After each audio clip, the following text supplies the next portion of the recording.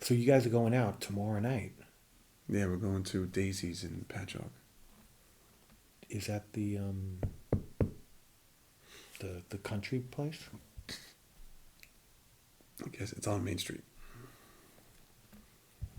Oh, she didn't tell me about that. She don't want you there. She didn't want me there. Fuck that. I'm going. Am I allowed to go? You're allowed to go. Good, I'm going.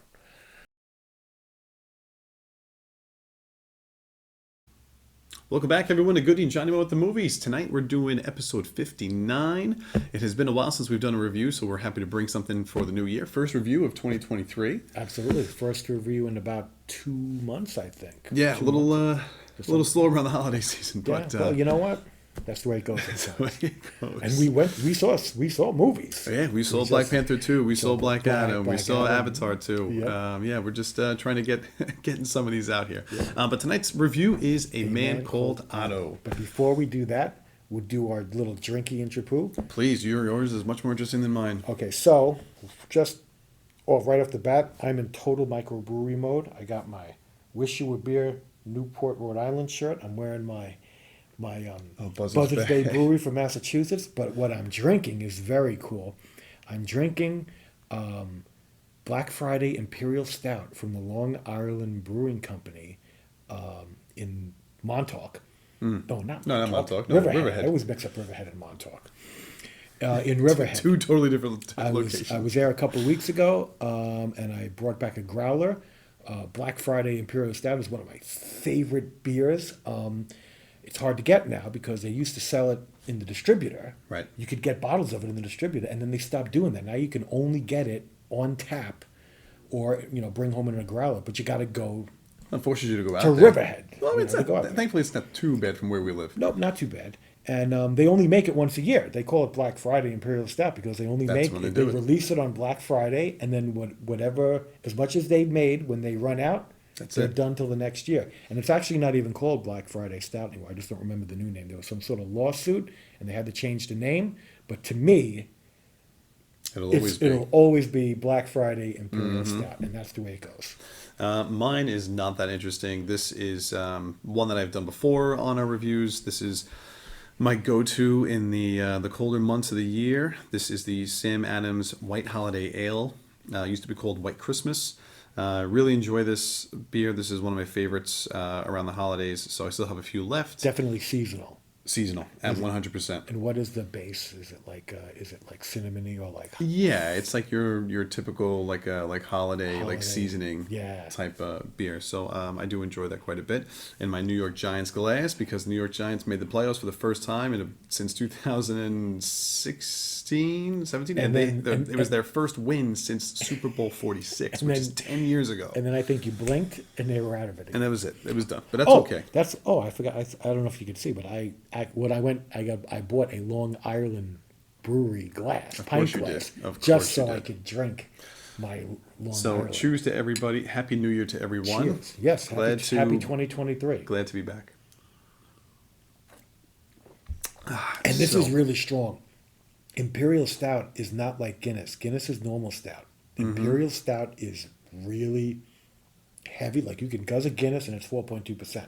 Right. Imperial Stout, you can't. That's at least like what, 8, 9. It's like, it's like something like 9%. It's strong. It's good. It leaves a film on the glass like oil, but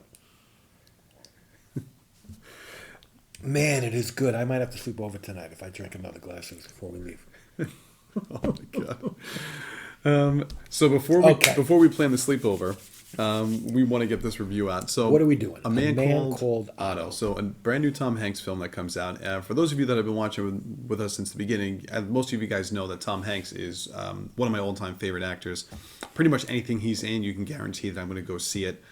And something that was special about this is my wife read the book that this movie's based on. Okay. And when I told her about this, and she actually had seen the preview for it, funny enough, she actually came to me that she wanted to go see this. And my wife never comes to me to tell me that she wants to go see movies. Liked the book. And she really enjoyed the book. and this is like one of the first date nights we've actually had going to the movies in a while, where she stayed up and actually watched the movie. She usually passes out if we go to the movies in the theater. In the theater, okay. So that this was great. I really enjoyed the whole style of the film. I think that this was, from the music to the supporting characters to even Tom, I think this is one of Tom Hanks' better performances in the last probably 7 to 10 years. Yeah, I would say. See, this movie was interesting for me because I'd never heard of it. I had never heard of the book, and apparently there is a European version of this movie. Yes, there is. That I think That this movie's kind of based I mean, it on. should I think. be. Right? I mean, well, I mean, it's another it's an American adaptation, I'm sure, of the European book. And this is directed by Mark Forster. And someone told me that the European movie won Best Foreign Language Film. Oh, that's quite possible. I'd have to look into that. But, I mean, I don't know that I have plans on reading the book, but I absolutely have You want to see plans the foreign film. on seeing the foreign film, especially if it won Best Foreign Film, if that was the case. You know, because I would like to see the comparisons between the movies, because I'm pretty sure the book and the European movie, because it's a European book. I don't forget what Scandinavian country it comes from, it takes place in, but I'm pretty sure that all that takes place in Europe somewhere. Yes. And this movie takes place in Here. I don't know, somewhere in the U.S. Philadelphia? It's in Pennsylvania. I think it's in Pennsylvania. It's in Pennsylvania. And I could have swore it was somewhere around Philly, like the suburbs. Yeah, it's a suburb. It's not like big city, but it's not farmland either. It's somewhere in the suburbs. One of the cool things that they did with this movie, because this movie does travel back and forth, you know, it gives us some flashbacks to when Tom Hanks is younger. One of the things I really enjoy about this is that it's his actual son, Truman Hanks, that is playing him. And that's, you know what, for a father and son, you know, actors, like, that's got to be something that's really cool to be able to do. Yeah. To actually have a film where you bring in your younger son and that he can play you. Yeah, and it's interesting because I don't know if he's an actor by trade, because he's only been apparently in one other movie that I think Tom Hanks was in. Correct. And you know, you don't know. I mean, if obviously, this is a novelty or he's getting into acting. You know, I don't know. Obviously, Tom Hanks has the star power to maybe have a little bit of say as to, like, if he wants someone to come in. Uh-oh, I put a stain on you. That's okay. Don't even worry about it. This will get washed. I think he's probably got enough power to say that, listen, for the young version of me, I want to cast my son. Sure. And if he doesn't have the power to make that choice, that's a problem. Yeah, I mean, listen, it's Tom. Like, he's royalty. He's like America's sweetheart. He's America's dad. Like, I feel like if anyone's gonna be able to make that decision, it's gonna be him. I think he's one of the top. He's absolutely in the top tier of actors today. Even though he's older, getting on in age, but you know, someone like Harrison Ford. You know. Yeah, absolutely. You know, these guys are they can pick and choose their projects. Absolutely, they can. They've earned it over their years and their careers. You know, I think this film centers so much on Tom's older character, but the little flashbacks that we get of his younger self and him meeting his wife, it's very touching because it really fills in some of the gaps as to why, you know, how did he go from that, like, adolescent, you know, young 20s falling in love stage to being this bitter old man, curmudgeon, you know, guy that we see in this little community. Right, he's a pain in the ass half the time. Yes, and, you know, just, you know, completely rude and unfriendly, but he doesn't think that he is. He doesn't realize that, like, that's his personality. Yeah. And to me, it was good. This is the type of movie that someone like Tom Hanks should be making. Because traditionally, I think as you go further and further back in decades in Hollywood, you know, back in the day, there were more movies made that had older adults or about, you know, older people. You know, it was a more adult filmmaking world. You know, whereas today most movies are about young kids, teenagers, young adolescents, maybe people in their 20s and 30s. It's so much Well, skewed. you're trying to appeal to that younger audience, and how do you do it? Everything is skewed to such a younger demographic. Mm-hmm. Whereas if you go back to traditional Hollywood, there was, when an actor got old, they weren't like scrambling for work. They made tons of movies about older people and Mm-hmm. what they were doing, and good movies too. Like this is to me is a good movie. And so many times today, unless certain top tier people can do what they want, but a lot of people are not top tier and they're stuck with whatever they can get. And that, a lot of times you just see a lot of these movies. Like I think there's a movie coming out now with like four women, older actresses. Yeah, it's a sequel to an older film. Diane Keaton's in it. Yeah, Diane Keaton, Jane Fonda, Not Mary Steenburgen. Mary Steenburgen, She's in that, right? and I think Rita Moreno, and it's like that movie is not a serious movie. It's a goofy movie with older people making. But you're going to get the older crowd to go see it. Yeah, you're going to get the older crowd to go see it, but I think an older crowd is going to enjoy. Oh, they're going to appreciate it so much more. But no, but they're gonna enjoy more a movie like A Man Named Otto. That's a realistic movie about people, older people. You know what I'm saying? Like these goofy.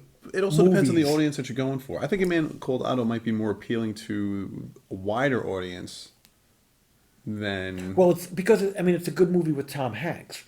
No, it is. But like, you don't want that to be the only good movie this whole year about somebody who's older. No, and but also too, like it's only January, so Right? like, No, it's only January. So but this a lot is- of times you just see like these movies where like like they pull these older actors out of retirement, and it's like a buddy movie, it's a goofy movie, it's a comedy, and it's fun, and maybe it's a good payday for them because you're probably going to make a decent amount of money. Right. But it's not something that you're going to look back in your career and say, wow, that was like one of my great roles. That was a great movie. Yeah. That's going to have longevity that people are going to look at from years from now. Well, the one thing I loved about this is just seeing this. I mean, my wife and I went to like 7:00 show to this with the first week that it In came Sayville. out in Sayville, yeah, and it I saw actually a lot of older couples. Yeah, no, exactly. That were going to see this, and that to me was enjoyable because a lot of the movies that you and I see, like that's not the target audience. Right, Like those older couples are not going to the movie to see They're not going- the latest comic book movie. They're not going to Black Panther.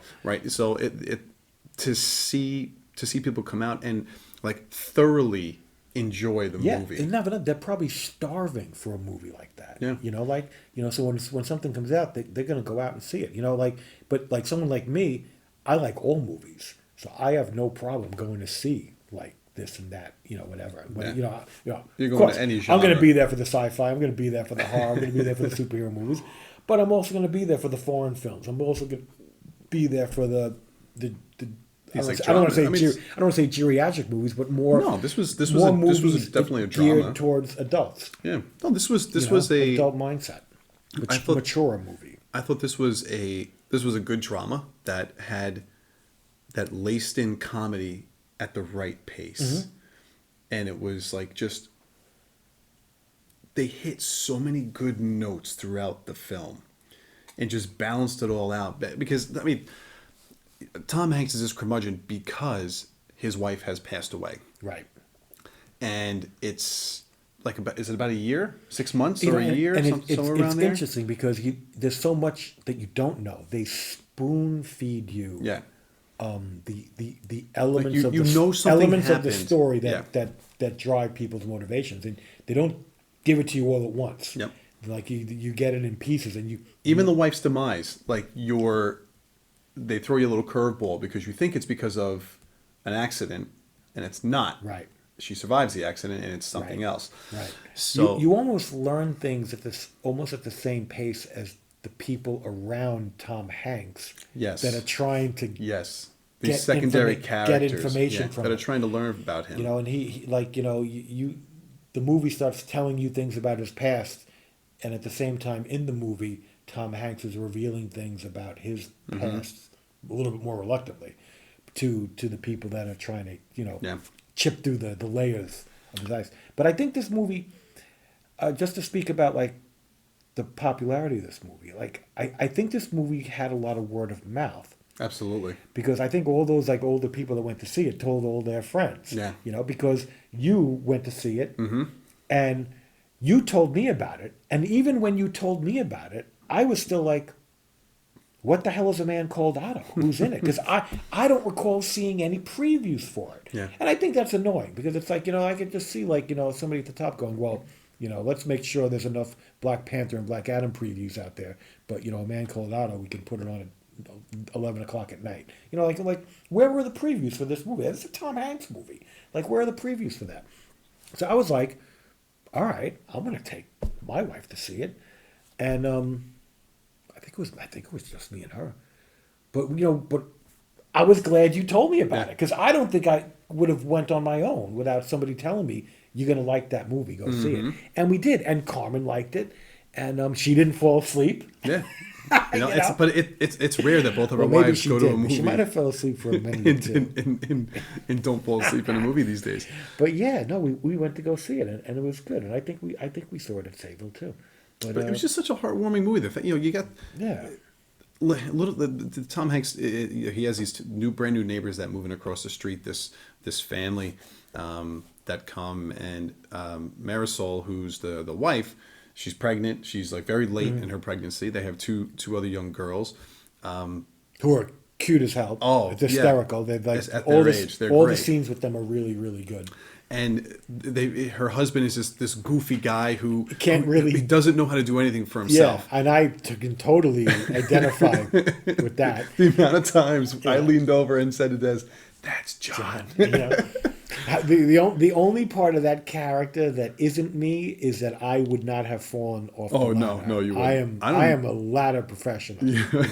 No, but my whole purpose of getting on a ladder and climbing on the roof is to sit on the roof and drink beer and smoke cigars and look at the stars. Not fix the window. Not fix a window or put down shingles or hammer things.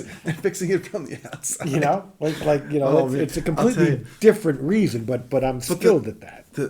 The little Marisol has this I think that's the character's name, right? Is Marisol, right? Yes. Is that Mariella? What did we just say her name was? No We just looked it up.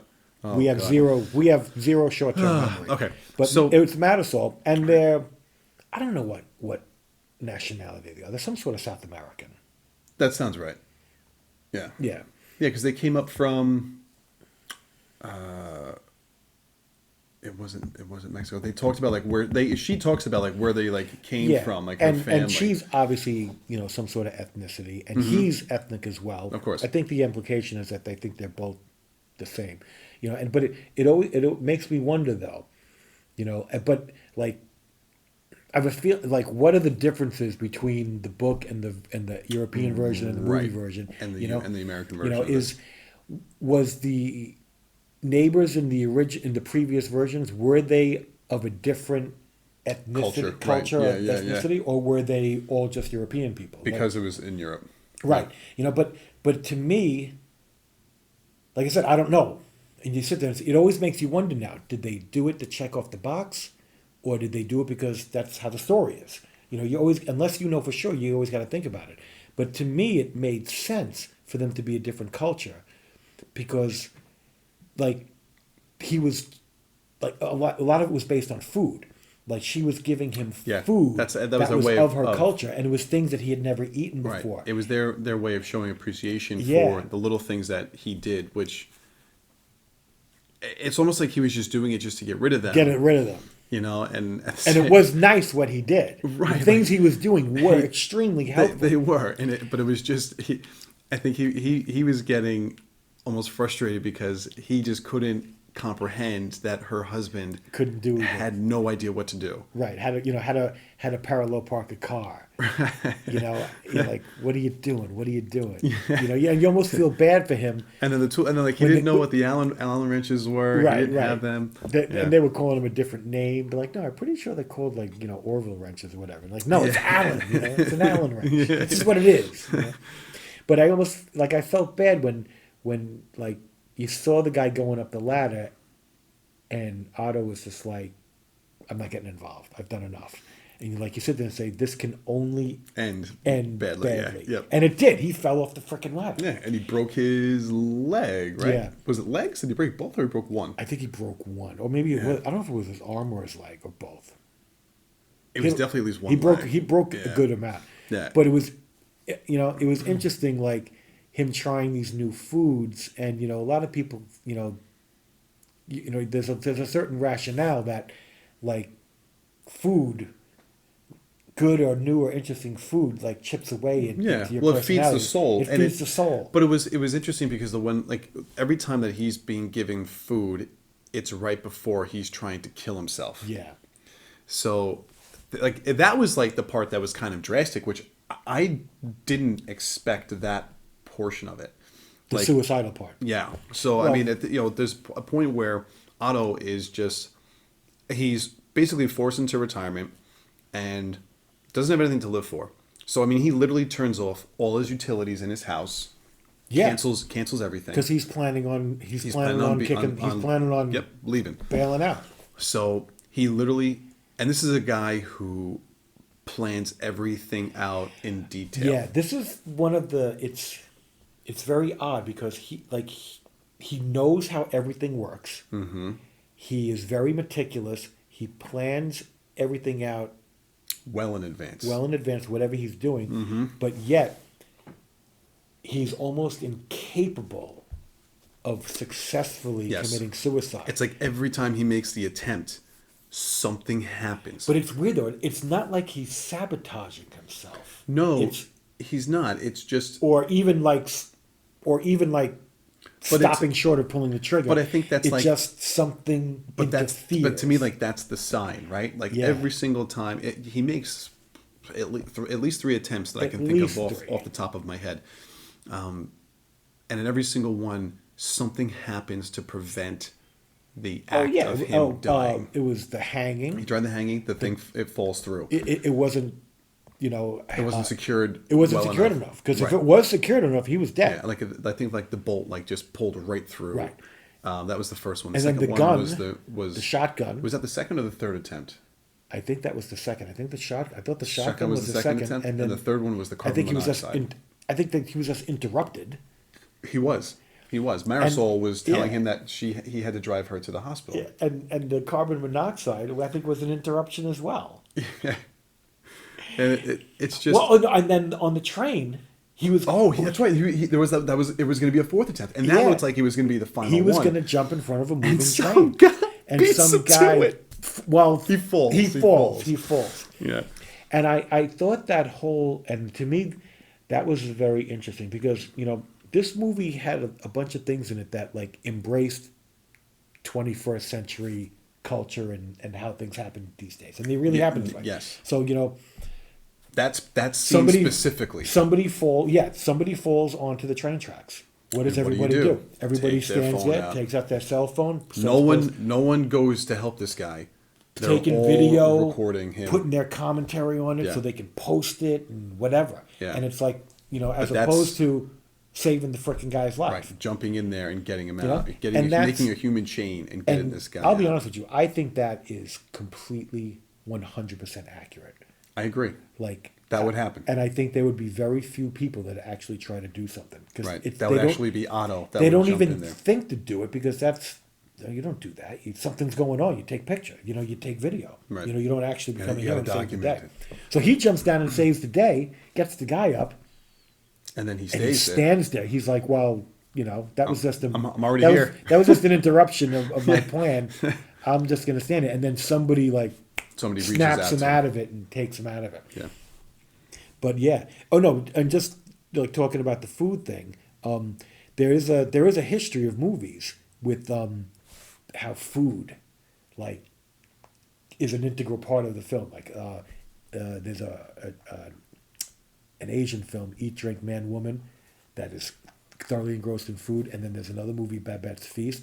So when I see like these things where food as a character has an impact on it has an impact on Tom there Hanks. There are other films like that makes you think about that. Well, the it's thing very about, interesting. It's almost like when Tom's trying it, it's like it's something new that he's introducing to his life, and he likes it. And it's like he's like, oh, that's good. Almost I like this. It's not that the food is giving him something to live for. It almost reminds him that he's alive. Yes. There's things out there that he hasn't done yet, that he Yeah. hasn't tried yet, you know. Yeah. And I think, And I like that. and you know what it is too. It's about the whole thing, like what his wife Sonia tells him. It's like, now we have to live, right? Yeah. So yeah. that whole saying that starts to become the theme later in the film. To me, that's like, you have to live. You have to try new things. You have Yeah. to get out of this little like rut that you're in. Like And you're also- trying these and foods. also, and- you know, what is living? Is living, you know, walking around making sure the recycling is done right and everybody's parked right. You know, like right. like Because he was almost like the not security guard, but he was what do they call them? You know, he's almost like a security. he was guard. like the patrol. He was like Yeah, yeah. he was like the neighborhood patrol where neighborhood nonsense patrol. Yeah, like like- just all these nonsensical things that most people don't care about. Right, but he did like, and it was like the littlest minute details of making sure the gate was shut, Right. making sure that people that were the only people that were allowed to park there were people that had But you know their what? passes Almost on. everything he was anal about, he was right about. But to Took a it- much took more it to a- extreme yeah. degree.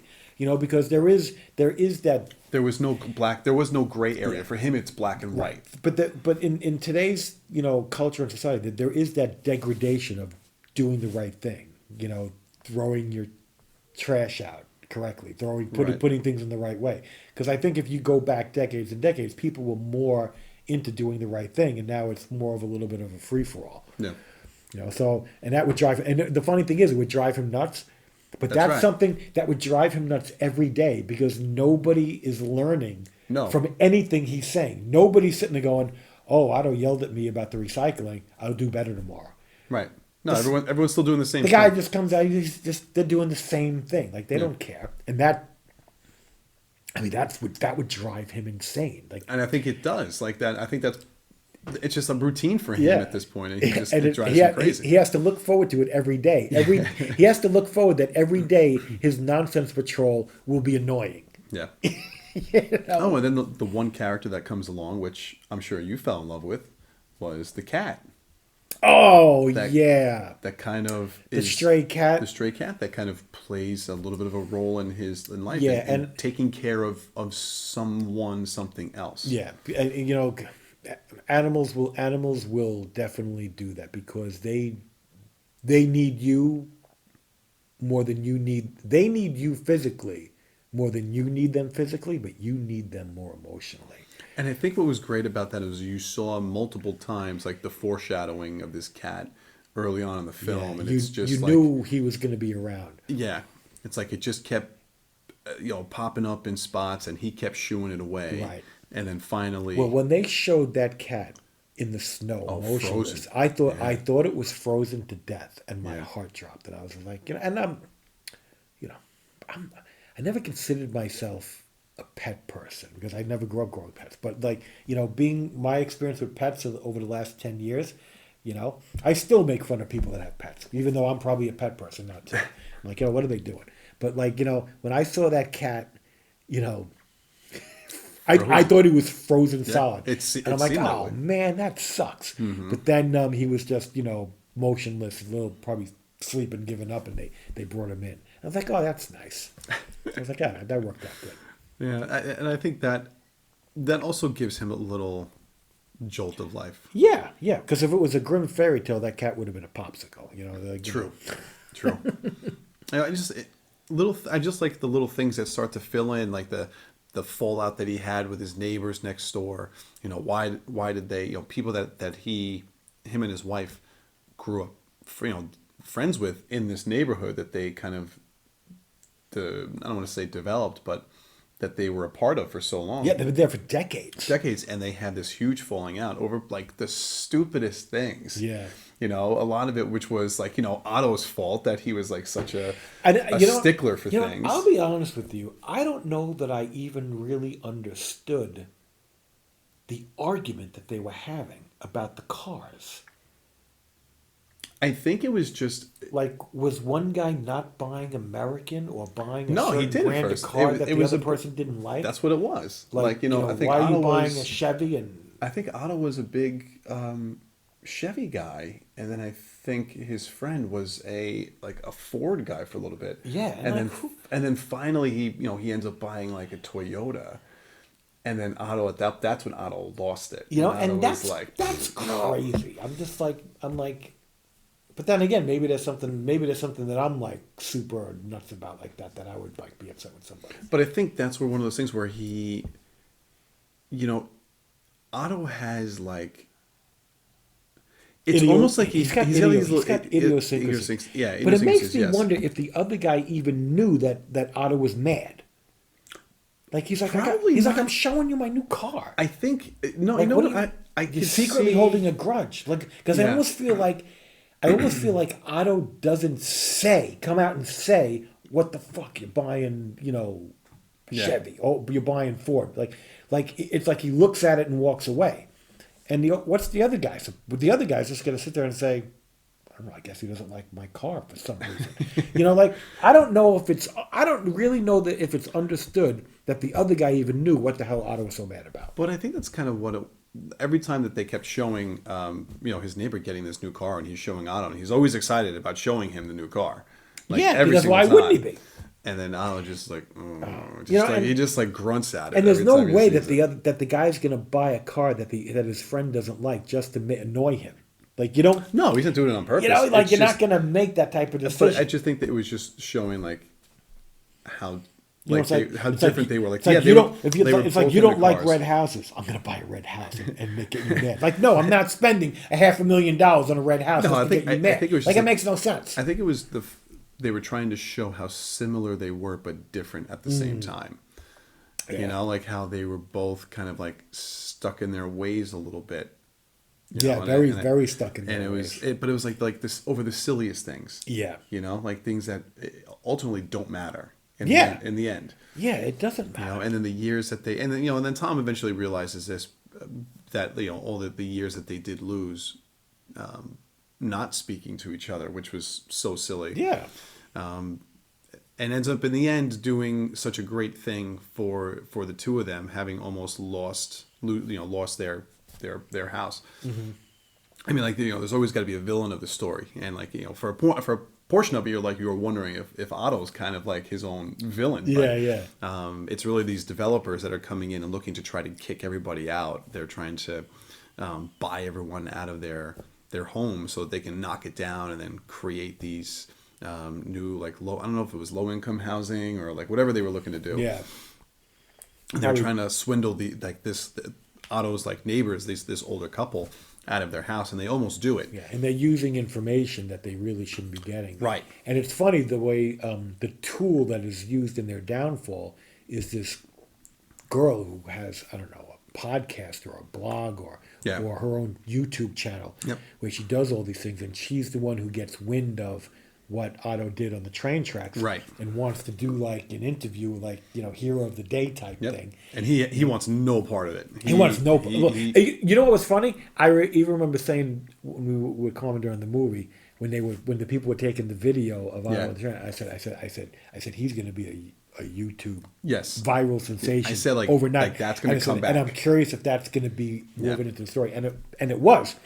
So this young girl, blonde, really good looking girl, is like trying to get Otto to do an interview, and he wants nothing to do with it, but he takes her card, and then when he realizes that these contractor people are doing stuff, he calls that girl and like kind of sicks them on him, he sets them up so that she can tape the whole thing, and did like such a great job. Like, the girl like investigated, she found out that they were getting like information from their doctors and their personal medical history that they should not have had access to, and they were using it against them. And she was like almost presenting it like she was like a newscaster, like on the scene with them, and like you could almost feel like that's kind of what she aspires to be. Right. But instead of applying for a job at a news station, she's doing it on her own. Which is like what we do. Yeah. Like, I want to be a movie critic, but I'm not going to get a job as a movie critic. So this is what we get. We have our own channel, and we do our own movies reviews, which is great. That's perfect. So I understand that. Like, in the end, like, Otto ends up helping. I'm a 21st century guy. I don't know if anybody knew that. It's about time. It's only 2023. Don't tell my wife that. She's going to want me to get a cell phone. In the end by the end, like, Otto pretty much helps everybody in his community. Yeah. Which is a special thing, but then they also help him. Well, then the one there was one aspect of it that I thought was weird when he becomes, well, it started off good. He becomes friends with this kid who he realizes was a former student of his wife. Yeah. But Yeah, then that the kid gets thrown out of his house and moves in with Otto. Otto finds out about that. Yeah, And takes him in. Yeah, and now that they made his character transgender. Correct. Which was the reason why he got thrown out of the house. But then again, this is Correct. another one of those scenarios where I'm sitting there going like, okay, is he transgender because when the American people decided to make this movie, they had to throw a transgender person in there somewhere? Or was the book written that way? Or was the movie, that way too? Like I don't know. I want to go back and see what the source material is. But to me, like it serves the purpose of the story. It worked because of the fact that it's going back to his wife. Yeah, no, right? Because it goes back because to Sonia. That was a good reason. And Sonia, this guy, I think Malcolm, right, was his name, and he talks to Otto about. He's like, your wife was my teacher. Yeah. And he said like she was the first one to accept me and call me by my new name. Yeah. When he transitioned. And she had only died a couple of years earlier. In the movie. I'm telling you, I think it's like a year and a half. So like she had to have been teaching probably relatively close to that point. And she was teaching from her wheelchair, I'm assuming, because the accident was well before that. A long time ago. Yes. Yeah. So it was to me it served the story because of what his wife had gone through, and now she is open to this character's transition. Yeah. Right. And kind of welcomes him in, and then I think for Otto, knowing that, I think he takes this kid in, knowing what his wife did for him. Invested in it. Yeah. And it's like what was I going to say? The wife was stunning. Like she was beautiful. Yeah. Sonia. Yeah. She was a great character. She was like so accepting of Otto. Like and Otto's odd. Like he is. No, he is. He's absolutely. He's definitely like an odd character, and has very specific way of doing everything. Oh, one of my favorite scenes with him is when he's in the store and he wants to buy 5 feet of rope and they're charging him for 6. In the very beginning, yeah. They charge him for 6. And he's like, you're charging me for 6 feet. I only bought 5 feet. He's like, well, our computer can't figure it out. Can't do basic math. We charge by the yard. So we rounded up to 2 yards. And he's like, well, I didn't buy 2 yards, Blah, blah, blah, blah. And he's like, our computer can't do that. He goes, your computer can't do basic math. Yeah. But at the end of the day, the basic math that Otto was doing, the kid behind the counter could barely follow it.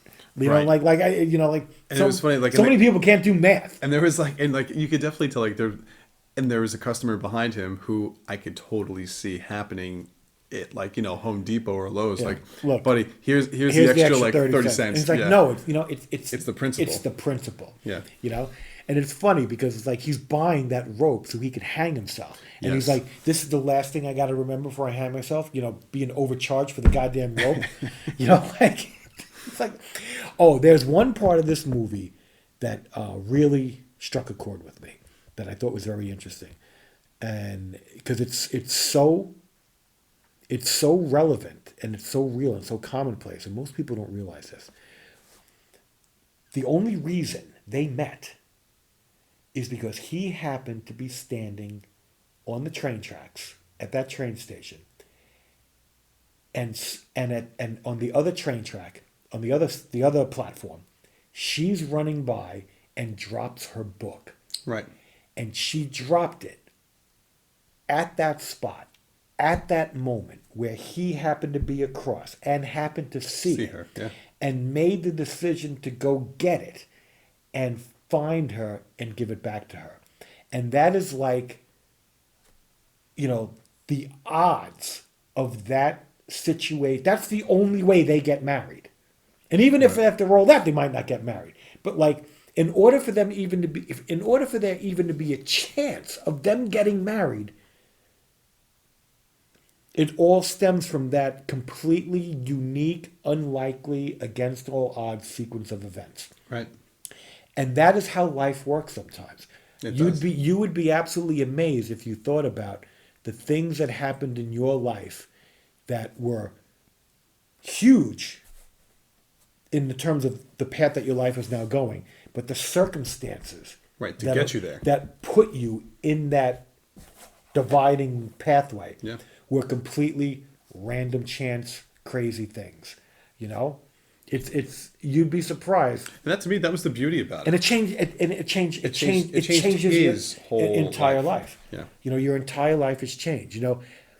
How you met your wife, or how I met my wife. The way that he, for him, well, he really wanted to go into the war, right? He was trying to get drafted. Yeah. And he wasn't accepted. So he goes from probably feeling the worst in his life to then all of a sudden meeting this beautiful girl that he sees running through, and it ends up being his future wife. Yeah. And even when he gets on there, he gets on the train, he's like, yeah, I'm not supposed to be on this train. Yeah, he's going the wrong way. He's going the completely wrong direction. But for him, it's like he went in for the ride. And then he would go back to that station looking for her over and over again. And I found that to be great. It reminds me a little bit of the story of in Good Will Hunting with Robin Williams, how he talks about how he met his wife. Mm-hmm. He was in a bar, and they're about to go into the game. Yep. And this girl just happens to walk in, and he doesn't go to the game. He slides a ticket across the table. He's like, and he stays there. And you're like, if she doesn't come, if she came in 10 minutes earlier or 10 minutes later, they never even see each other. Right. He does see her, and if he decides to just go into the game, he never marries her. It's true. And it changes the entire course of his life. Yep. And there are so many little decisions like that happen to people every day. I got on this line at the supermarket, or I took this route home. Ran into somebody that you haven't. Yep. How many times have you been in the store and run into somebody that you haven't seen in a long time, and next thing you know, you're talking to them, and you're going out to dinner next week. Yeah.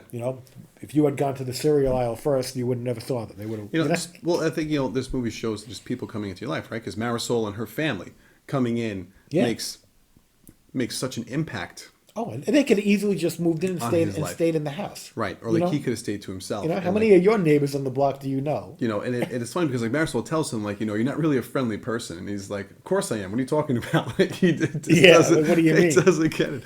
But Marisol's, I like Marisol's honesty. Yes. She's always But it's she's not mean to him. No, she's not. She knows. In fact, she probably keeps him in check at some point. And that to me was the beauty of their friendship, is that she understood him. She understood he wasn't trying to be mean. Right. It's just his personality. It's the way he sees the world, the way he does things, and she accepted him for that. But she would also know how to bust his chops, in a friendly way. And I really liked their relationship, and how she got to know him. She got him to open up. The first person, other than his wife, probably to get him to open up the way that Otto does. That was great to see. That she could have that effect on him. And when he decided, at some point, he decides not to kill himself, and I don't know if they explain how long it was between, when he dies and they don't really say how long, because he dies naturally. It's a few years later. I think they have. I thought they had something on there it had X amount of years.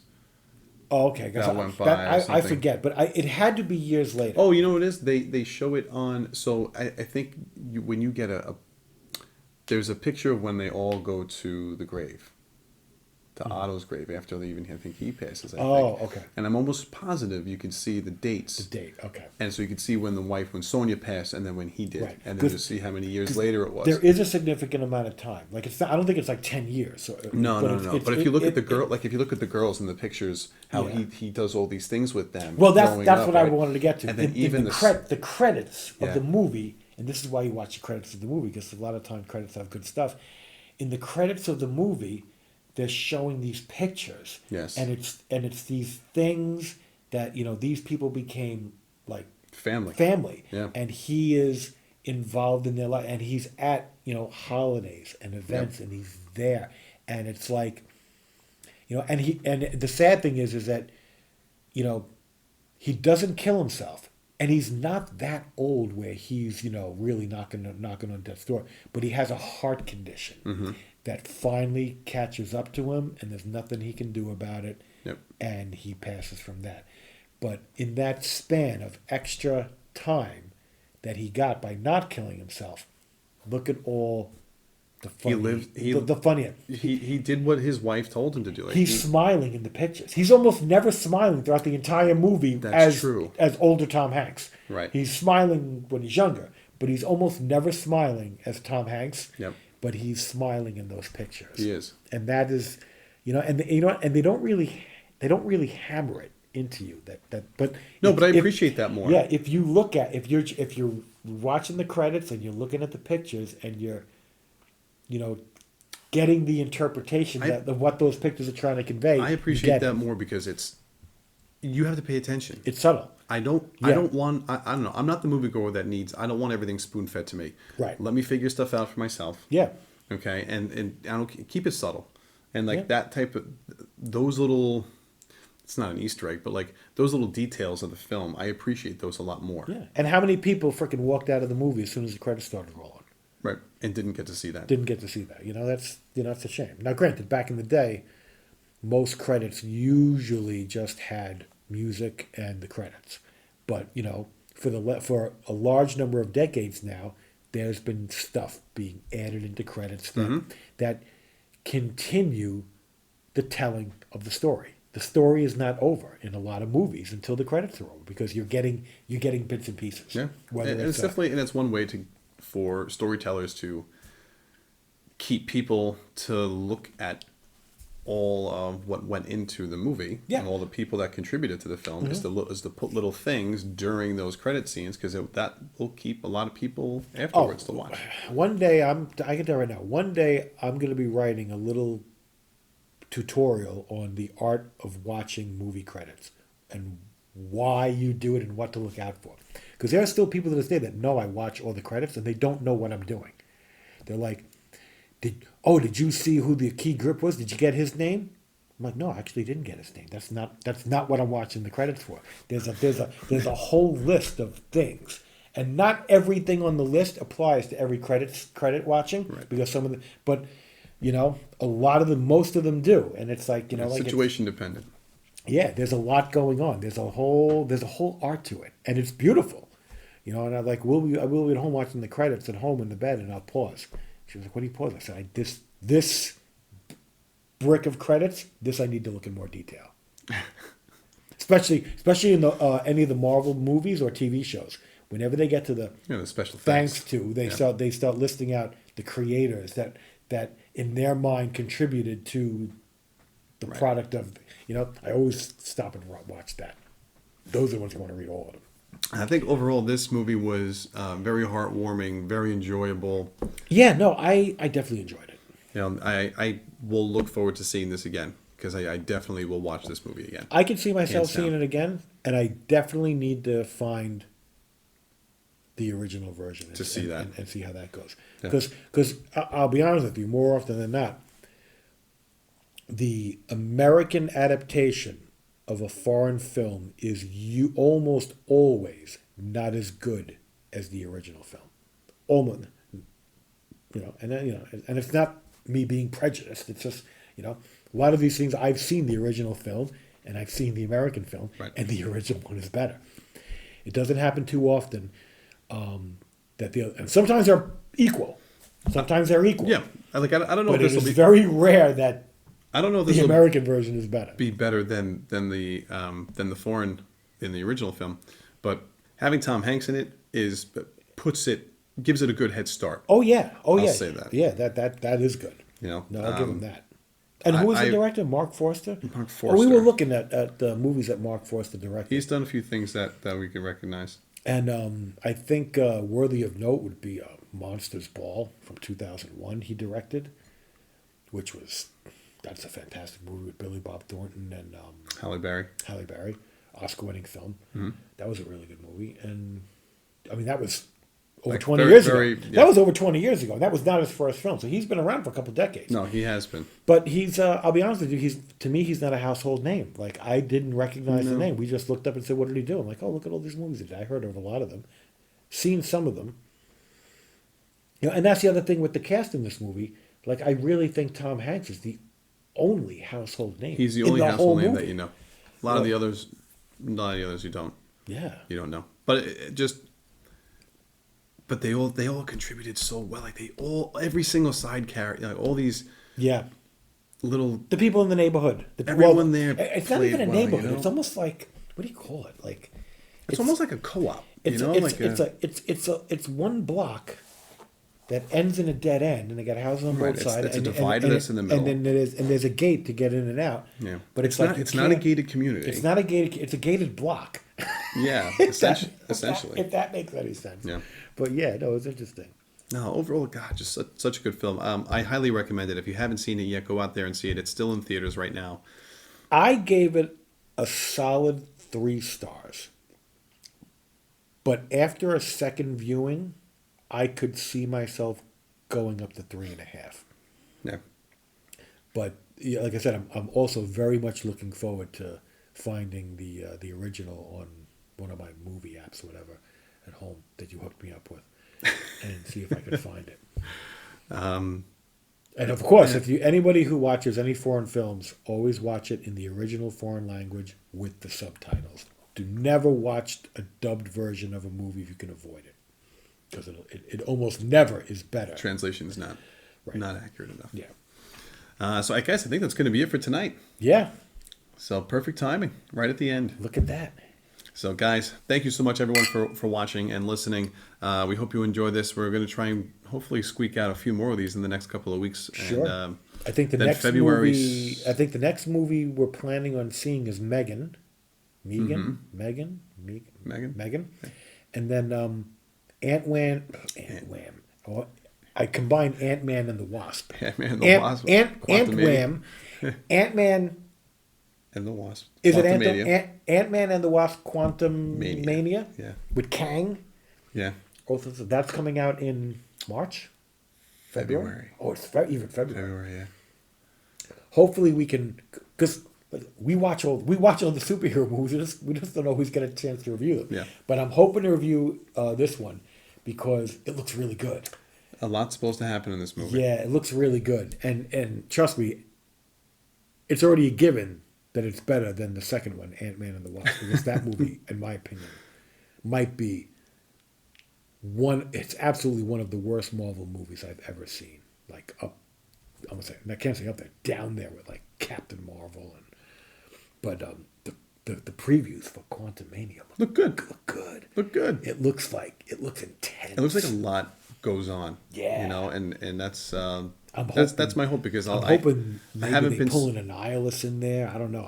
I haven't been thrilled with the Phase 4 films so far. So my hope is that this one really kind of I think maybe this is the one that really gets things going towards like saying, instead of just meandering around, where is Phase 4 going?